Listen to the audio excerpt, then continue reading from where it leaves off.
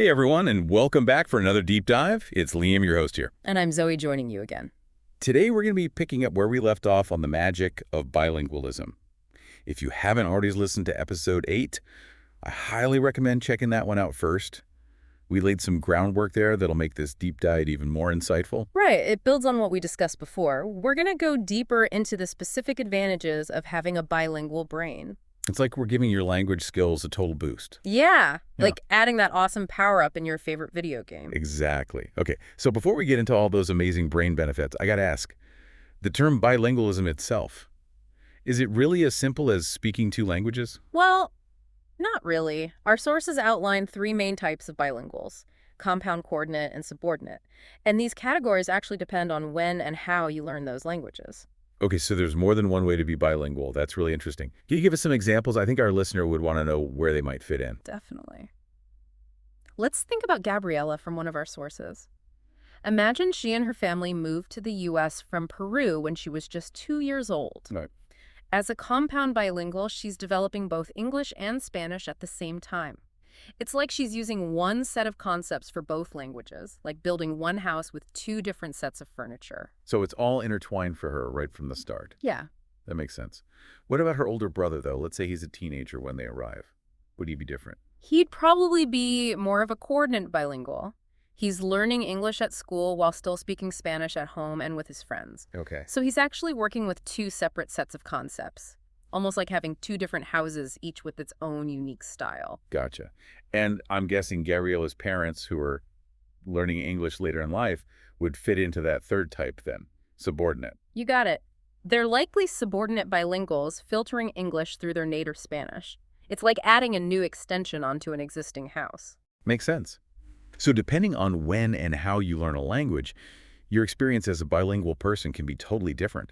That's fascinating. But no matter what type you are, there's this crazy thing that happens when we're babies. Remember that fact about phones? Oh yeah, it's mind-blowing.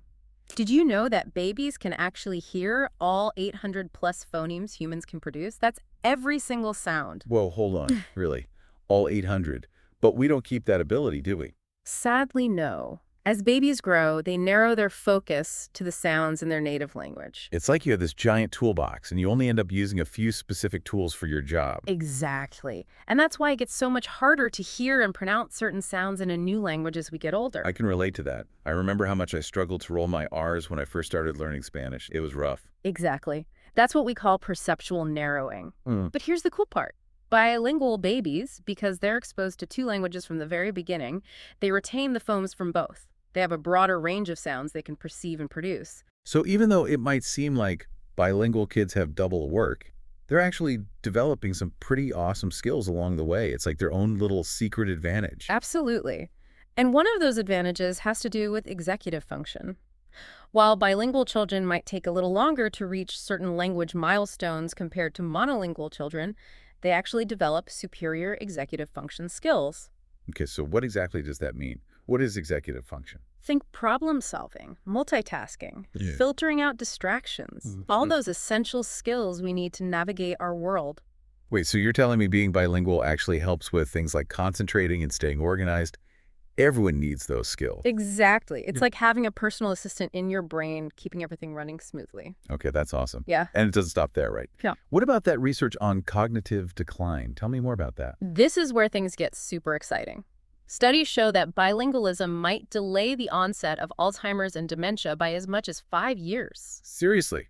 5 years? Yeah, 5 years, that's huge. So learning a new language isn't just fun and helpful for traveling. It could actually have a big impact on our brain health down the line. It's like a long-term investment. Exactly. It seems like all that mental exercise from switching between languages really keeps your brain in shape. Wow, that's some serious motivation to dust off that Duolingo app. But we're not done yet, are we? There are even more benefits to talk about. Our sources mention some fascinating stuff about the emotional benefits of bilingualism. What's that all about? You're right. Research suggests that bilingual people might actually process emotions differently depending on which language they're using. Hold on. Are you saying that you might react differently to something based on what language you're speaking? That's so wild. It's possible they might experience less bias in their non-native language. Okay, that is really cool. It's almost like having access to different emotional toolkits. Right. That's a great way to put it. And this leads us to another important point. busting those old myths about bilingualism.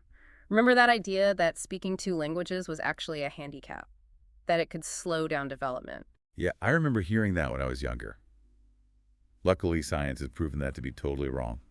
Absolutely. Those early studies that led to that misconception were just flawed. What's funny is even though their conclusions were wrong, they stumbled upon something important. They found that bilingual people show increased activity in the dorsolateral prefrontal cortex, a key area for executive function. Oh, yeah. So they were trying to prove that bilingualism was bad, but they accidentally found evidence that it was good for your brain. It's kind of ironic, isn't it? Yeah. Yeah. But the main takeaway here is bilingualism is anything but a handicap. It's a major advantage for your brain. It can impact how we think, feel, and interact with the whole world. Exactly. I'm glad we cleared that up. So listeners, if you've ever thought about learning a new language, don't let those old myths hold you back. Embrace it. It's a fantastic way to experience new cultures, meet new people, and as we've learned today, it's an amazing way to boost your brain power. It is. Yeah, it really is incredible how powerful language can be. Speaking of power, you mentioned earlier that having strong executive function is like having a personal assistant in your brain. What did you mean by that? Oh yeah, it's a great analogy.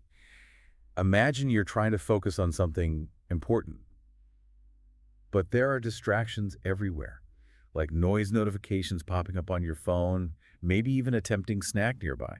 A strong executive function helps you filter out all those distractions, prioritize what really matters, and stay on track. It's like that little voice in your head saying, nope, not falling for that, gotta stay focused. Exactly. And because bilingual people are constantly switching between languages, they're basically doing mental gymnastics all the time. It's like a workout that strengthens their ability to control their attention and resist those tempting distractions. And remember that study we talked about with the ambiguous figures? The one with the image that could be seen as both a duck and a rabbit? Bilingual children were so much faster at switching back and forth between seeing both images. Oh yeah, I remember that. Yeah. It's like their brains are more flexible, more adaptable. Exactly. And this cognitive flexibility goes beyond just visual stuff. Bilingual people also tend to be better at problem-solving, thinking outside the box, and adapting to new situations. They're less likely to get stuck in rigid thinking patterns. So it's not just about learning vocabulary and grammar. It's about training your brain to be more agile, more resourceful. It's like you're learning a new martial art that gives you a whole new set of mental moves. I love that analogy. And here's another fascinating piece of the puzzle. Research suggests that bilingual people might actually experience emotions differently depending on which language they're using at that moment. Wait, are you serious? So you can feel happier speaking one language and sadder speaking another? That's like something out of a movie. Well, it's not quite that extreme, but there's definitely evidence that our emotional responses can be influenced by the language we're using. Remember, language isn't just about communication. It's a system of thought. It shapes how we see and understand the world around us. So different languages with all their own unique little things and cultural stuff could actually affect our emotional experiences. That's incredible. It's like speaking a different language gives you a whole new range of emotions to work with. Exactly. For example, some studies have found that bilingual people might feel less emotional when talking about sensitive topics in their non-native language. It's like they have a little bit more emotional distance, allowing for more objective and calm thinking. Wow, that is fascinating. It seems like the language we speak isn't just a neutral tool. It can actually shape how we see things and how we feel. And this brings us back to the question we asked before. Could learning a new language actually change how you think and feel? Based on all the research we've talked about today, it seems like the answer could be yes. It's amazing to think that something as simple as learning a new language could have such a huge impact on our brains and our emotions. It really shows how connected language, thought, and emotion really are. Absolutely. It's a reminder that our brains are always changing and adapting, shaped by our experiences and how we interact with the world.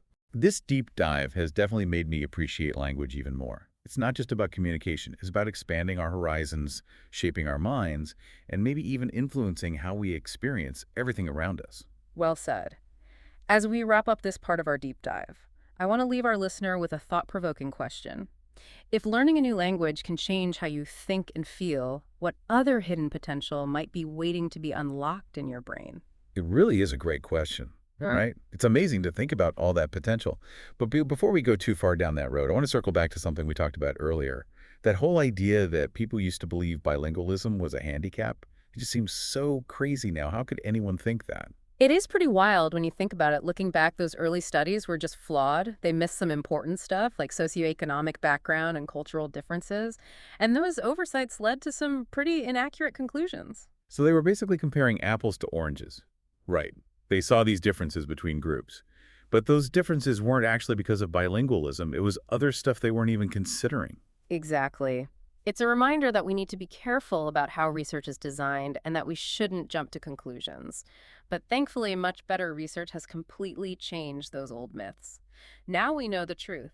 Bilingualism isn't a disadvantage. It's actually a huge advantage for your brain. What a turnaround, right? Right. We went from thinking bilingualism was a burden to realizing it's a secret weapon for your brain. It's like we finally woke up and realized that speaking more than one language is like a superpower. And it's a superpower that lasts a lifetime. Remember all that research on how bilingualism can help slow down cognitive decline? It's amazing to think that something as fun as learning a new language could have such a big impact on our brain health as we get older. It's like you're giving your future self a gift. Right. You're giving your brain the tools it needs to stay sharp. And the best part is it's never too late to start. It doesn't matter if you already speak a bunch of languages or you're just starting out. Your brain is ready. That's so true. Every new word you learn, every conversation you have in another language, it's all like a little workout for your brain. It strengthens those connections and builds up that cognitive reserve we were talking about. It's a journey that can last your whole life. And speaking of journeys, let's not forget about all the amazing social and cultural stuff that comes with knowing more than one language. Think about it. You can connect with people from all over the world, experience different cultures firsthand, and really broaden your horizons. It's like having this key that unlocks all these new experiences and opportunities, whether it's traveling to new places, trying new foods, or just being able to enjoy a wider range of books and movies. Bilingualism really enriches our lives. Well, this deep dive has definitely inspired me to keep learning languages. Yeah. It's incredible to think that something as simple as speaking another language can have such a big impact on our brains, our emotions, and our whole well-being. It really shows how amazing and adaptable the human brain is. We're constantly evolving and learning, and language is a huge part of who we are. So to everyone listening, if you've ever even thought about learning a new language, go for it. Embrace the challenge and have fun with it, and see how it can change your life. And remember, the most important thing is to enjoy the process. Learning a language should be a joyful experience. It's about connecting with people and celebrating different cultures. So find something you're interested in, dive in head first, and enjoy the adventure. That's a perfect way to wrap things up. So thanks for joining us on this deep dive into the magic of bilingualism. Until next time, keep learning and keep exploring all those amazing possibilities.